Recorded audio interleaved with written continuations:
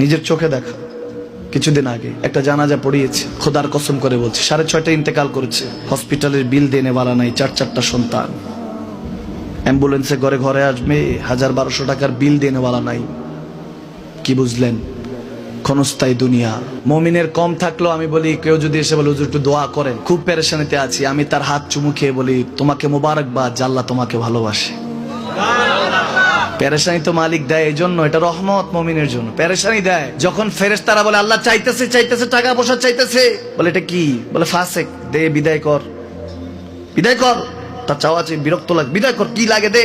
আল্লাহ 10 কোটি দিয়েছে, 100 কোটি দে, বিদায় কর।